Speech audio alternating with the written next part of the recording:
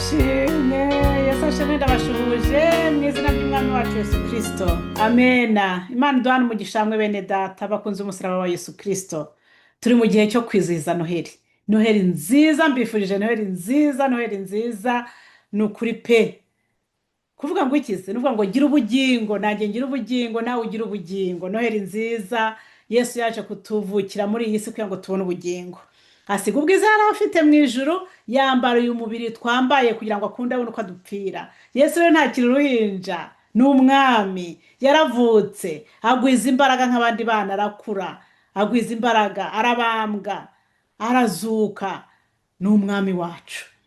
Noheli nziza rero muri iki gihe turi kubyibuka, tuzirikana ko yatuvukiye, mbifurije ko mugira ubugingo. Ubwo bugingo yaje atuzaniye, ubushyikire, ubwakire, ubushyikire, nanjye mbushyikire. Amen, amen. Imana ishimwe. Hanyuma turaza kwibukiranya amagambo makeya yo kwivuka rya Yesu Kristo yanditse muri Luka. Ariko ntabwo mbitindaho cyane kuko mfite ubutumwa bwo kubwira abayobozi b'itorero. Ndi kubaburira. Imana yacu nziza, ndagushimye, uri mwiza, urakiranuka, ntawanye nawe, ntawuzahana nawe, uri Imana. Ndagushimye ko udashaka n'umurimbuka, gushaka twese tubona ubugingo mwami. Ni ukuri ndakunyiza umwuka wera, ayobore buri wese umwe muri twebwe, tugiye kumva ijambo ryawe kugira ngo twumve icyo dushakaho. Urakoze, nsenze nizeye mu izina rya Yesu Kristo umwami wacu. Amen, amen, amen, amen. Imana ishimwe cyane. Bene data, hari ikintu Yesu yakoze gikomeye, ajya kuza kutupfira, ajya kuza muri iyi si. Yesu yagiye muri uyu mugabo witwa Kayisari, amutegeka ko akora amabarura.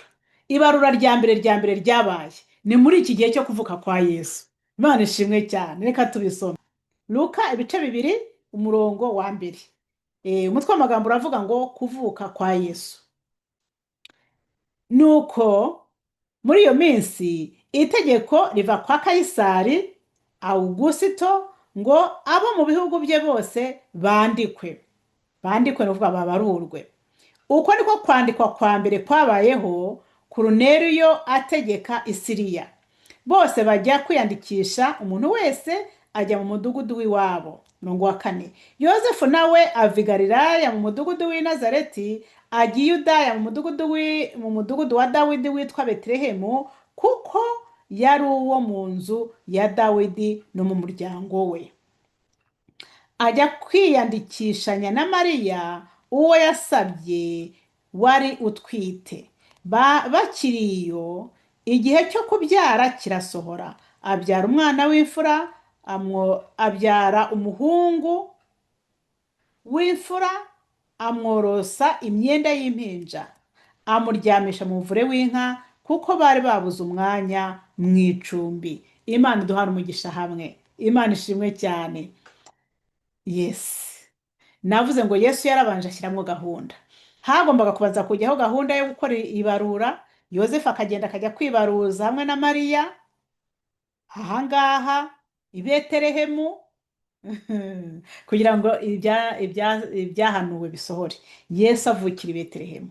Imana ishimwe cyane. Hanyuma iki kintu rero bene data ukizirikane nanjye nkizirikane.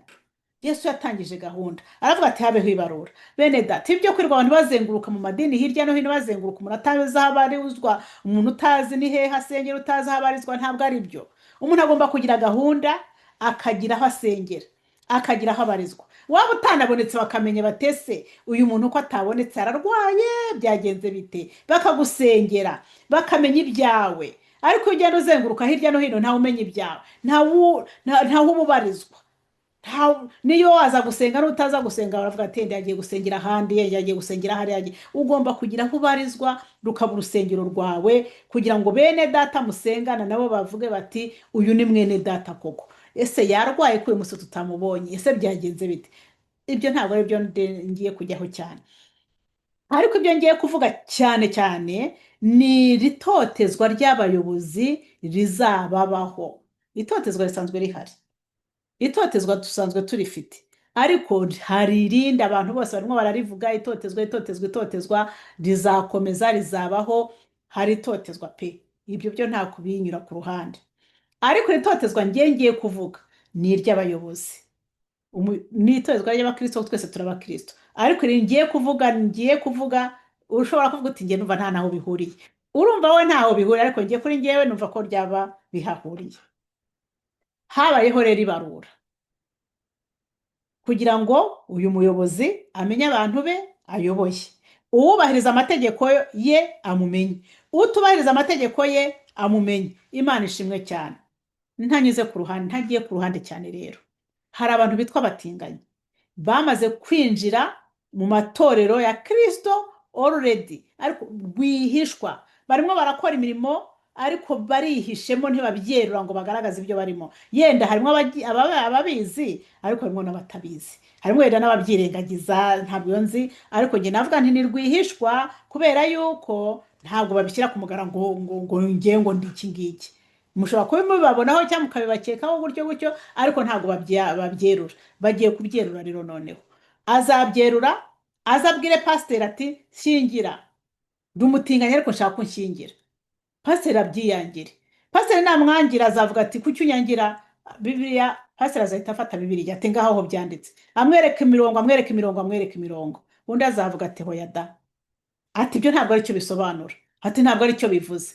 None se ntimubizi se ko ibintu bya divorce bamaze kubihindura ukundi kuntu?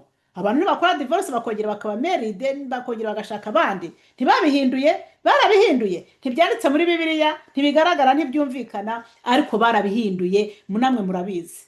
Abantu b'Imana, abantu baba mu rusengero bakora za divorce, bakongera bagashaka abandi. Barabihinduye.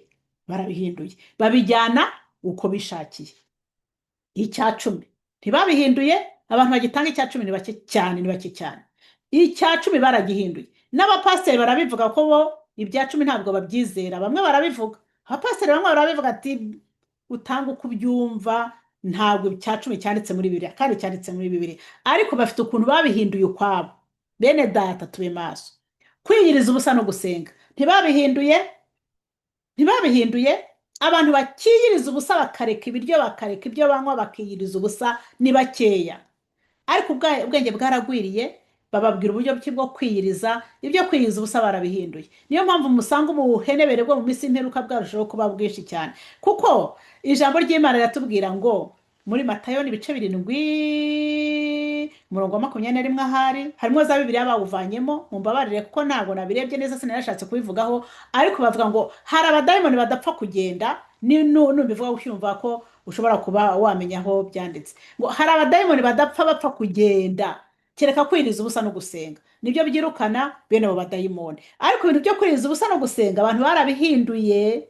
Abanyabwenge bese barabihinduye, abantu benshi barabakurikiye, bavuga ngo kwiyiriza ubusa ntabwo ari kuriya ngo ureke ibiryo, ureke ibyo kunywa, uretse bakafite ukuntu babisobanura, bakavuga ukuntu babivuga, bakavuga. Bene data, biragoye. Ibi ngibi by'abatinganyi nabyo rero barimo barabicenjega, barimo barabivuga, barimo kandi bafite ababashyigikiye. Iri totezwa rero rizaza, abangaba bavuga bati turabatinganye kandi dushaka kudusezeranya. Pasiteri yiyangire, bazavuga ngo twereka aho byanditse, ni iki gituma utadusezeranya. Azazana Bibiliya abereka aho byanditse, abandi batangire bamuburanye, kandi bazaba bafite abandi babashyigikiye. Icyo narinje kubabwira nk'inama, ariko ntabwo ari iyanjye, ni umwuka w'Imana uri kumbwira kubibabwira, niwe wabintumye ngo mbibabwire. Ni umwuka w'Imana wabishyizemo, ntabwo ari igitekerezo cyanjye, nanjye ntabwo ari njye wabyishyizemo. Bene data, inama ni iyi ngiyi rero, muri kubwirwa n'umwuka wera. Nyaboneka niba usenga mu rusengero runaka, ukaba ufite ijambo wageza ku muyobozi wawe, akaba yaribyumva, nushaka kubimubwira, kuko ni mu nsengero nkeya ibi bintu by'abatinganyi byanditse mu mahame, mu myizerere, cyangwa se muri disipurine y'itorero. Njye ndahamya ko atari henshi cyane, nimba harimo n'ababishyizemo, ariko ntabashobora kuba atari benshi, ariko bakwiye kubishyiramo noneho, kuko igihe turimo kandi igihe turi kugeramo ni igihe kigoye umukristo, ni igihe kigoye umugenzi. Babyandikemo nabyo, babishyire mu mahame y'imyizerere yabo, babishyire mu mahame ya disipurine yabo. Bavuga bati twebwe itorero ryacu ntabwo ryemera abatinganyi, nta murimo abatinganyi bashobora gukora mu rusengero, ntabwo dushobora kubasezeranya. Nabyo bakaba babishyiramo, bikaba biri clear, bikaba bihari. Noneho abatinganyi n'abajya kubarega ntabwo bazabatsinda. nubwo bazaba barimo baburanya ijambo ry'Imana, ariko ntabwo baburanya ibyo abantu bavuze bati twebwe itorero ryacu aya niyo mahame turimo tugenderamo, nubwo murimo muburana n'ijambo ry'Imana, ariko twebwe niba wemeye kuza gusengera muri twebwe, ukaba wemeye kuza gusengera iwacu, twebwe abatinganyi ntabwo tubyemera yuko bashobora kugira umurimo w'Imana bakora mu rusengero, ntabwo tubyemera yuko dushobora kubasezeranya, ntabwo tubyizera, niyo twari ko tubyizera. Wowe nimbira ijambo ry'Imana turi kukwereka urisobanura uko nguko urimo urisobanura, twebwe siko turisobanura, twe turisobanura uko nguko nyine. Ni ukuvuga ngo rero ntabwo azabatsinda, ariko nibatabishyira mu nyandiko ngo babyandike, aba batinganye kuko bazaba bafite n'ababashyigikiye bazabatsinda, ntaho bazaba bagaragaza mu myandikire yabo muri ariya mahame y'itorero ryabo cyangwa se muri disipurine y'itorero ryabo, ntaho bazaba barabyanditse.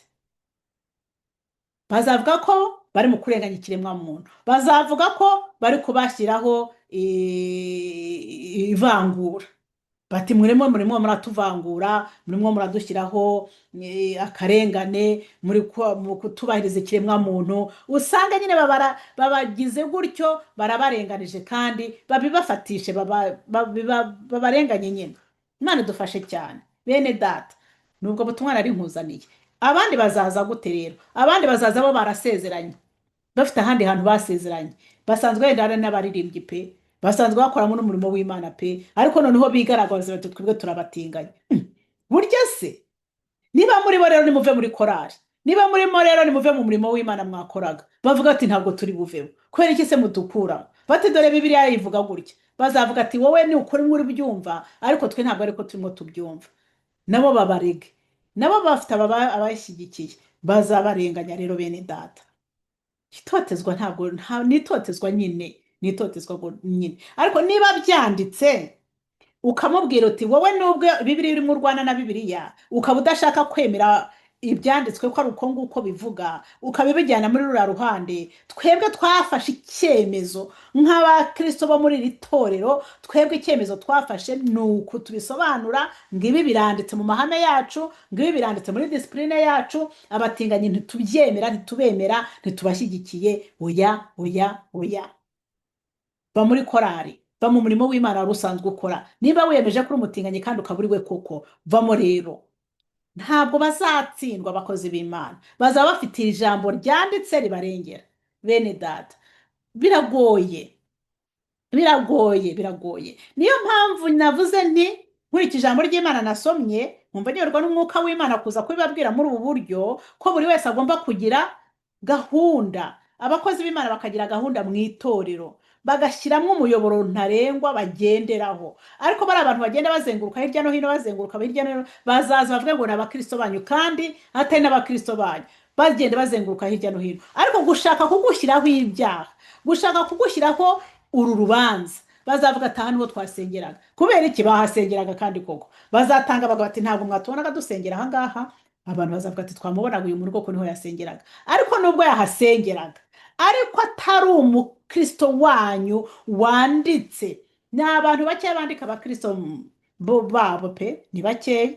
Bamwe barabandika abandi ntibabandika, ariko burya byari gahunda nziza, mukamwandika mukamenya abakristo banyu, mukamenya kubagenzura ati aba nibo bakristo bacu dufite. Wowe dore ntabwo uri mu gitabo cy'abakristo bacu. Nibyo koko wahasengeraga, ariko niba wahasengeraga ariko ntabwo uri umukristo wacu, icyo gihe ntabwo bari abatinganyi bazabatsinda.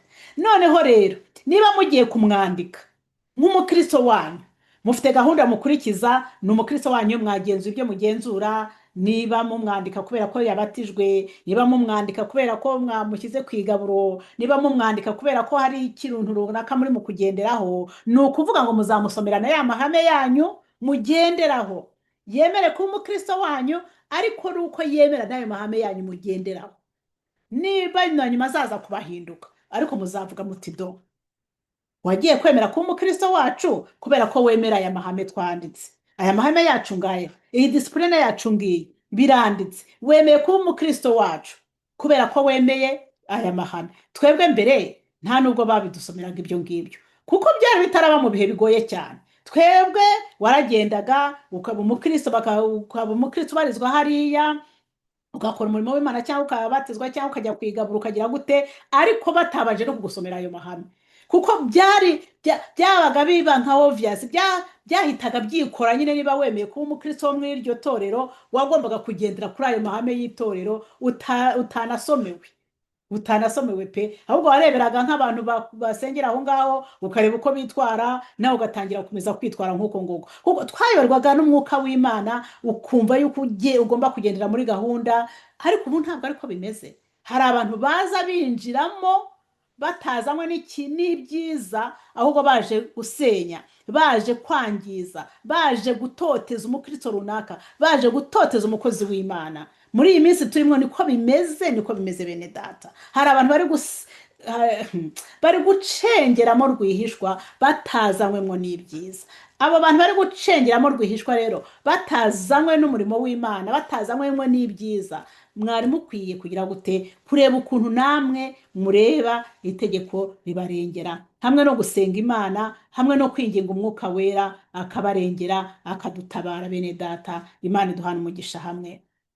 Ntabwo nshaka kubatindira, nari natangiye mbabwira ngo mbifurije Noheli nziza. Turi mu gihe cyo kwifuza, turi mu gihe cyo kwibuka, turi mu gihe cyo kwifurizanya ibihe byiza, twibuka umwami wacu Yesu Kristo ukuntu yaje kudupfira ku musaraba. Ni ukuri nongeye kubabwira ngo mukomeze mugire ibihe byiza, umwami wacu Yesu Kristo arusheho kubagenderera bushyashya rwose, turusheho kuzura umwuka wera, turusheho kugira amahoro yo mu mutima, kuko Yesu ni umwami w'amahoro. Turusheho kugira amahoro, Yesu ni umwami w'ibyiringiro, turusheho kugira ibyiringiro, turusheho gusubizwa. Yesu yaje niwe gisubizo kibiriho mu isi. Turusheho kumva ko Yesu niba tumufite ni igisubizo cyacu. Niba itarasubizwa nuko ntabwo ari uko Yesu yaretse kutwumva. Amen, amen. Imana iduhane umugisha hamwe bene data bumvise ijambo ry'Imana. Ndagushimye Mana, uri mwiza, ubereye mwiza, gutegereje bose bihanganye. Ndagushimye ko udukunda kandi ko twitayeho. Waradupfiriye Mana kugira ngo tubone ubugingo. Udufate, udukomeze, tugufashe twakurekura, ariko udufate, udukomeze, twuze umwuka we wera, umwuka w'ubwenge, umwuka wo gushishoza, haleluya, no kugendera mu kuri kwawe. Urakoze, ijambo ryawe ribe muri twebwe rikwiriye data, ko abayoborwa n'umwuka we wera ari bo bana b'Imana. Urakoze, musinzi mwiza.